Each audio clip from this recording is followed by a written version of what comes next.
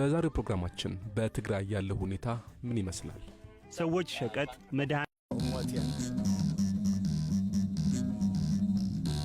እንዲሁም የስፖርትና አጫጭር ዘገባዎች አሉ። ለቀጣዮቹ 20 ደቂቃዎች አብራችሁን ቆዩ። የቤንሻንጉል ጉሙዝ ክልል ምክር ቤት ቅዳሜ መጋቢት 6 ቀን 2017 ዓ.ም አስቸኳይ ጉባኤ ለማካሄድ ጥሪ ማድረጉን 3 የምክር ቤቱ አባላት ለቢቢሲ ተናገሩ። ዘገባ አለን። ምክር ቤቱ የጉባኤውን አጀንዳ በይፋ ባይገልጽም ስብሰባው የተጠራው በእስር ላይ ያሉት የምክር ቤቱ አባል አቶ ዮሐንስ ተሰማን ያለ መከሰስ መብት ለማንሳት መሆኑን መስማታቸውን ቢቢሲ ያነጋገራቸው 3 የምክር ቤት አባላት ተናግረዋል። አስቸኳይ ጉባኤው የሚካሄደው ቅዳሜ ጠዋት ከ2 ሰዓት ተኩል ጀምሮ እንደሆነ እንደተገለጸላቸውም አስረድተዋል። ቢቢሲ ያነጋገራቸው 2 የምክር ቤት አባላት የአስቸኳይ ጉባኤው እንደሚካሄድ በስልክ ጥሪ የተገለጸላቸው ትናንት ሐሙስ እንደነበረ ገልጸዋል። ሌላ የምክር ቤት አባል ደግሞ በዛሬው ዕለት ረፋድ 4 ሰዓት አካባቢ ተደውሎ እንደተነገራቸው ጠቅሰዋል። እንደ ምክር ቤቱ አባላት ገለጻ ጥሪው ሲተላለፍ ጉባኤ መኖሩን ከማሳወቅ ውጪ ምክር ቤቱ የሚሰበሰብበት አጀንዳ ምን እንደሆነ አልተገለጸላቸውም። ይሁንና የጉባኤው አጀንዳ በይፋ ባይገለጽም ስብሰባው የተጠራው የምክር ቤት አባልን ያለ መከሰስ መብት ለማንሳት እንደሆነ መስማታቸውን ለቢቢሲ አልሸሸጉም። አንድ የምክር ቤት አባል ሌላ አጀንዳ እንደሌለና የከለላ ማንሳት ጉዳይ እንደሆነ በእርግጠኝነት ሰምቻለሁ፣ እነማን የሚለውን ነው እርግጠኛ ያልሆንኩት ሲሉ ለጉዳዩ ቅርበት ካላቸው ምንጮች መረዳታቸውን ጠቅሰዋል። ተቃዋሚውን የቦሮ ዲሞክራሲያዊ ፓርቲ ወክለው የቤኒሻንጉል ጉሙዝ ክልል ምክር ቤት አባል የሆኑት አቶ ዮሐንስ ተሰማ በቁጥጥር ስር የዋሉት እሁድ የካቲት 30 ነበር።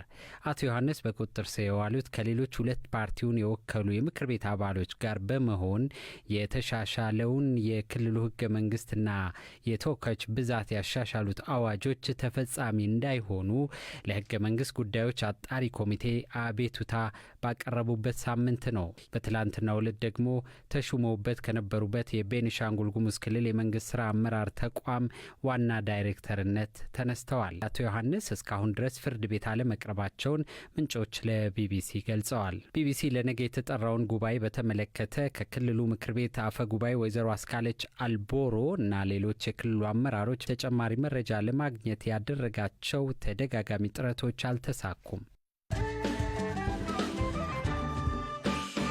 ከባለፉት ቀናት ክስተቶችና መግለጫዎች በኋላ በትግራይ ምርቶች ላይ መጠነኛ የዋጋ ለውጥ እየታየ ነው። በመቀሌ ያለው ሁኔታስ ምን ይመስላል? ወደ ስፍራው ከተጓዘው ባልደረባችን ቃል ኪዳን ይበልጣል ጋር ቆይታ አድርገናል።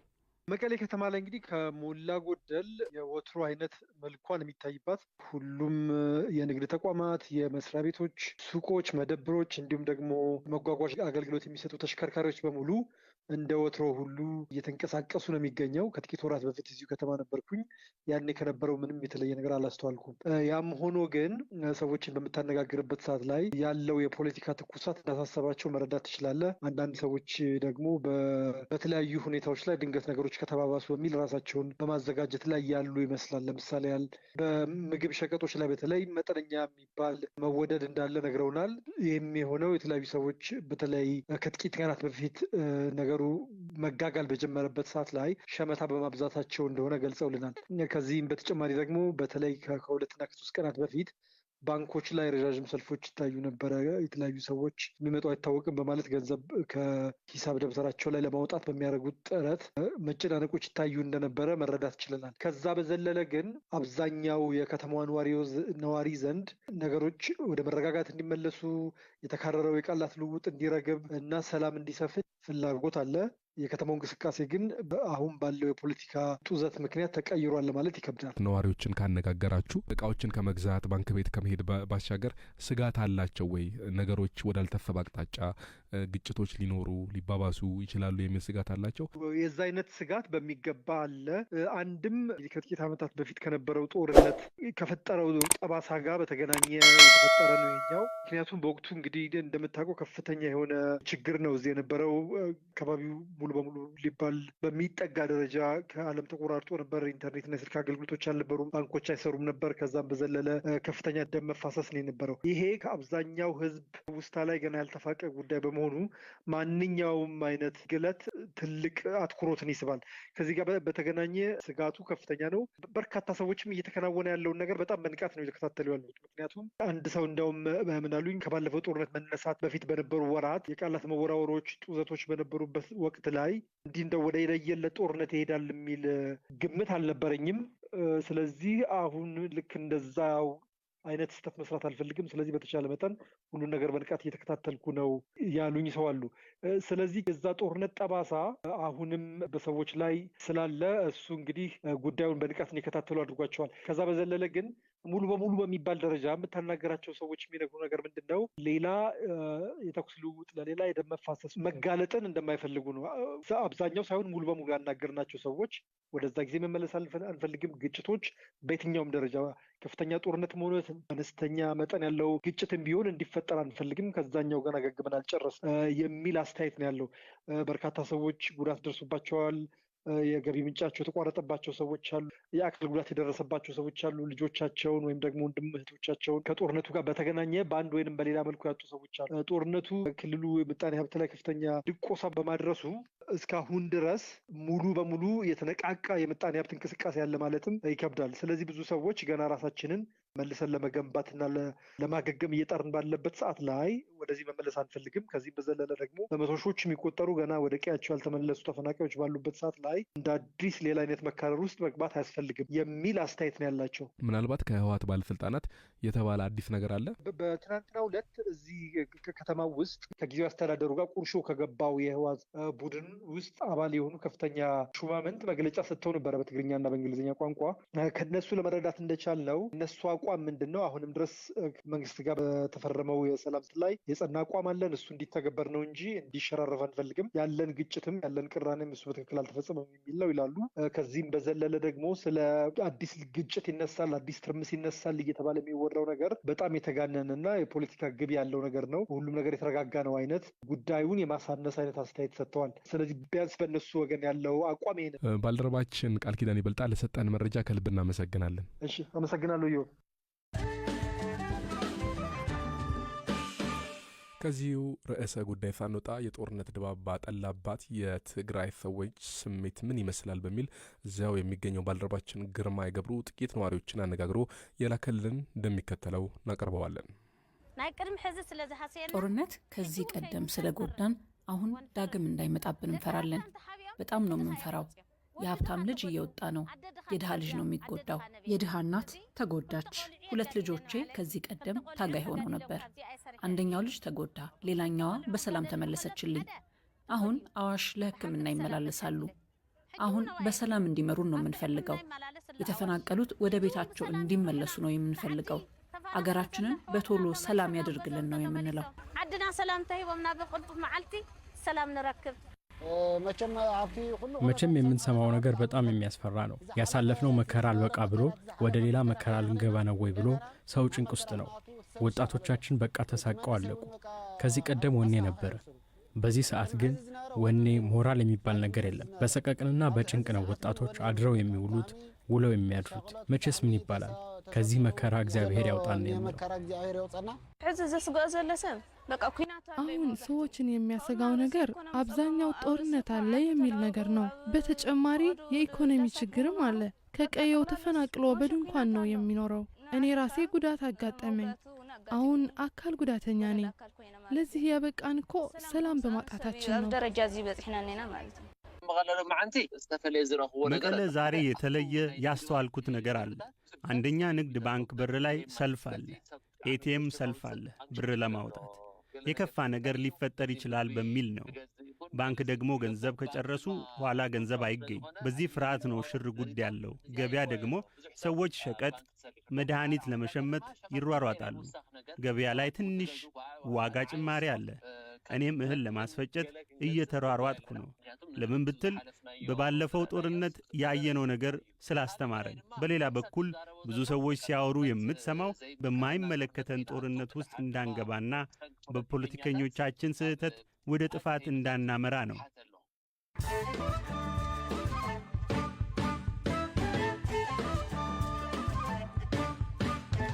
አድማጮች ይህ ቢቢሲ አማርኛ ነው። አሁን ደግሞ አጫጭር ዜናዎችን ላሰማችሁ። በናይሮቢ መንገድ ላይ እየተጓዘ የነበረ የዩናይትድ ኪንግደም ዜጋ በኬንያው ፕሬዝዳንት ዊሊያም ሩቶ አጃቢዎች ተገኝቶ መገደሉ ተገለጸ።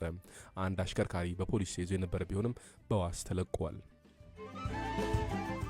ቭላዲሚር ፑቲን ከዩክሬን ጋር እንዲደረስ የታቀደውን የተኩስ አቁም ሀሳብ እንደሚስማሙበት ገለጹ። ሆኖም በርካታ ጥያቄዎች የሚጭሩ ከባድ ቅድመ ሁኔታዎችን አስቀምጠዋል። የአሜሪካ አየር መንገድ አውሮፕላኑ እሳት መያያዙን ተከትሎ ተሳፋሪዎቹ በክንፍ በኩል እንዲወጡ በማድረግ ከአደጋው እንዲያመልጡ አደረገ። በአደጋው ምንም አይነት ጉዳት አልደረሰም። በመጨረሻም ለ20 ዓመታት ያህል በእንጀራ እናቱ ታግቶ የነበረ አሜሪካዊ የተያዘበት ክፍል ላይ እሳት በመለኮስ ማምለጡን ባለስልጣናቱ ተናገሩ። ቃጠሎውን ተከትሎ የመጡ ባለስልጣናት በጠባብ ክፍል ታግቶ የነበረው የ32 ዓመቱ ግለሰብ መታደጋቸውን ተናግረዋል። ተጨማሪ መረጃዎችን ከድረገጻችን ማግኘት ትችላላችሁ። አብራችሁን ቆዩ። አንጋፋው የማሲንቆ የበገና ተጫዋች ድምፃዊና የሙዚቃ መምህር አለማየሁ ፈንታ በዚህ ሳምንት መግቢያ ህይወታቸው አልፏል። ቀብራቸውም በዚሁ ሳምንት ተፈጽሟል። ለመሆኑ እኛ አርቲስት እንዴት ይታወሳሉ? የቀድሞ የሙዚቀኞች ማህበር ፕሬዝዳንትን ዳዊት ይፍሩን ጠይቀናል።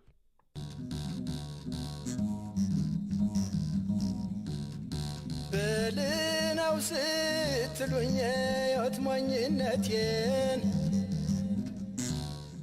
በራሴ ላይ ሆኖ አላውቀውም ሞቴን። አርቲስት አለማየሁ ፋንታን እኔ የማውቃቸው ያሬድ ሙዚቃ ትምህርት ቤት ለማስተማር ከመግባታቸው በፊት አገር ፍቅር እያሉ የአገር ፍቅር መድረክ ሲከፈት መዲናና ዘለሰኛ ከመጋረጃ ፊት ለፊት ቀርበው ያንን ሲያቀርቡ ነው ማስታወሳቸው። ከዛ በኋላ እኔ የያሬድ ሙዚቃ ትምህርት ቤት ተማሪ በነበርኩበት ጊዜ እሳቸው የባህል የሙዚቃ መሳሪያዎች ያስተምሩ ነበር። እሳቸውና መላኩ ገላሁን የሚባሉ ሁለት አስተማሪዎች በጣም የሚደንቀኝ ነገር ቢኖር የያሬድ ሙዚቃ ትምህርት ቤት ትምህርት የሚሰጠው በዘመናዊ የሙዚቃ መሳሪያ በአውሮፓና በአሜሪካ ነው። እነዚህ የሙዚቃ መሳሪያዎች ረዥም ዓመት ጥናትና ምርምር ተደርጎ የተፈበረከ የሙዚቃ መሳሪያን ነው ለተማሪዎች የሚያስተምሩበት። በዛው መድረክ ላይ የባህል ሙዚቃ መሳሪያ ክራር፣ ማሲንቆና በገና አንድ ጋር እኩል መድረክ ላይ ቀርበው በትምህርት ደረጃ እንዲሰጥና እኩል መድረክ ላይ እንዲቀርቡ ለማድረግ የመጀመሪያውን እንግዲህ መስዋዕትነት ከከፈሉት መካከል እሳቸው አንደኛው ናቸው። የባህል የሙዚቃ መሳሪያ በአብዛኛው ጊዜ ከድምፃዊ ጋር አብሮ እየታጀበ ነው የሚሰራው እና እሳቸው በድምፃቸው የቤተ ክህነትም ትምህርት ስለነበራቸው ድምፃቸው ኮለል ያለ ነው።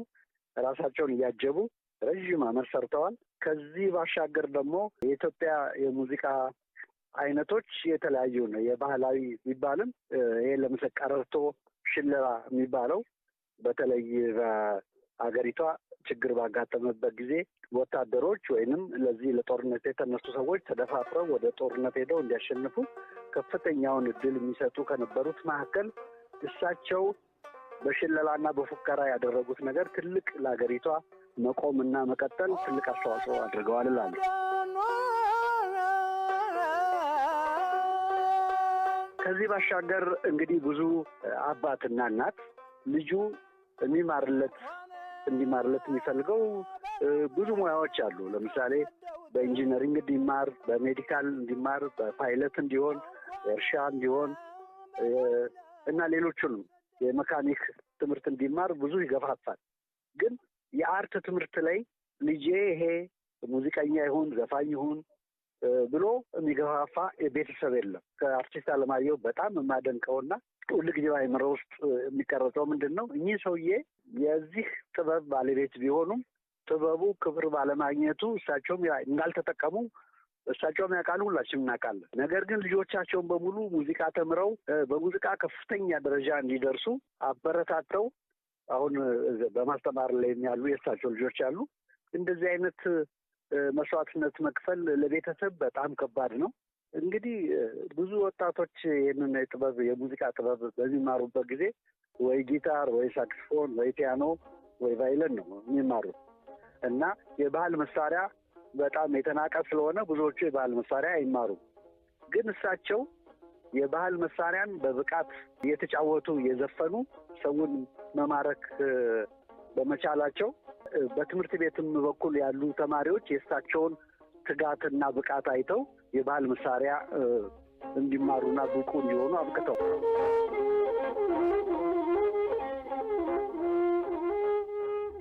አሁን እድሜያቸው ወደ 90 ምናምን አካባቢ ነው አሁን ያረፉት።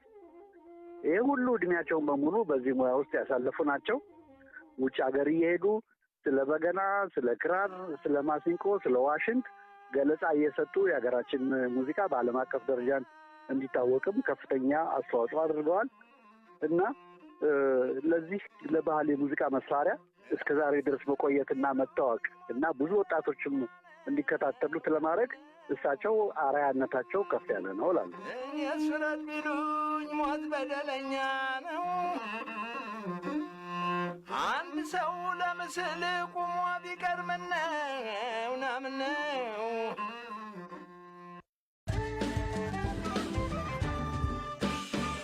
ቀጥሎ የእንግሊዝ ፕሪሚየር ሊግ ጨዋታዎች ግምት ከክሪስ ሳተን። አርሴናሎች ባለፉት 3 ጨዋታዎች ማሸነፍ ባለመቻላቸው ምክንያት ለፕሪሚየር ሊግ ዋንጫ ያላቸው ተስፋ በእጅጉ ጠቧል። በለንደን ደርቢ ከቼልሲ ጋር በሚያደርጉት ጨዋታ ወደ ድል ይመለሱ ይሆን? የኳስ አዋቂያችን ክሪስ ሳተን የሚከተሉትን ትንቢቶች ተናግረዋል። ቅዳሜ ኤቨርተን ከዌስትሃም ኤቨርተን 2-1 ይረታል ብሏል። ማንቸስተር ሲቲ ከብራይተን ይህ ለመገመት ከባድ የሆነ ጨዋታ ነው ይላል ክሪስ ሳተን። ብራይተን ያለፉትን 4 የሊግ ጨዋታዎች በማሸነፉ ለቻምፒየንስ ሊግ ቦታ ለመፎካከር በቅቷል። ይህን ጨዋታ ማሸነፍ ከቻለም ከሲቲ በላይ መቀመጥ ይችላል። ኦማር ማርሙሽን ያገኘው ማንቸስተር ሲቲ ይበልጥ አስፈሪ መሆን ችሏል ነው የሚለው ክሪስ ሳተን። ውጤት ግምት ንገረን ብለነው ነበር። ሲቲ ብራይተንን 3-1 ያሸንፋል ብሏል። ወደ እሁድ ጨዋታዎች ስንሸጋገር አርሴናል ከቼልሲ ይህ ጨዋታ ብዙ ግቦችን ላያስተናግድ ይችላል። አንድ ግብ ያስቆጠረ ቡድን ግን ሊያሸንፍ እንደሚችል ቀልቤ ነግሮኛል ብሏል ክሪስ ሳተን። ዴክላን ራይስ ከማንቸስተር ዩናይትድ ጋር በነበረው ጨዋታ በአጥቂ መስመር ላይ ተሰልፎ ድንቅ ሆኖ አምሽቷል። በዚህ ጨዋታም በተመሳሳይ ግብ እንደሚያስቆጥር እገምታለሁ ይላል። ቼልሲ ባለፉት ሳምንታት ጥሩ መንቀሳቀስ አልቻለም። ያለፉትን 2 ጨዋታዎችም ያሸነፈው በወራጅ ቀጠና የሚገኙትን ቡድኖች ነው። ስለዚህ ይላል ክሪስ ሳተን አርሴናል ቼልሲን በጠባብ ልዩነት 1-0 ይረታል። ሊቨርፑል ከኒውካስል ዩናይትድ ይህ የካራባው ዋንጫ የፍጻሜ ጨዋታ ሲሆን ዌምብሌይ ስቴዲየም ላይ ይከናወናል። ጨዋታው ኒውካስል ትልቅ ዋንጫ ለማሳካት ለዓመታት የጠበቀውን ጉዞ የሚያሳካበት ነው። ቡድኑ ከአውሮፓውያኑ 2015 ወዲህ ሊቨርፑልን ካለማሸነፉም በላይ የሉዊስ ሃልና የአንቶኒ ጎርደን መጎዳት ወደ ድል የመመለሳቸውን ነገር አጠራጣሪ ያደርገዋል። ቲኖ ሊቭራሜንቶ በግራ መስመር ሃልን በመተካት ሞሐመድ ሳላህን ለማቆም ጥረት ለማድረግ ቢሞክርም የሚሳካ አይመስልም ብሏል ክሪስ ሳተን። የቡድኑ በፒኤስጂ ከደረሰበት ሽንፈት ምን ያህል ያገግማል የሚለው ትልቅ ጥያቄ ሆኖበታል ለክሪስ ሳተን። ቢሆንም ውጤት ንገረን ብለነው ነበረ። ሊቨርፑል ኒውካስል ዩናይትድን 3-2 ይረታል።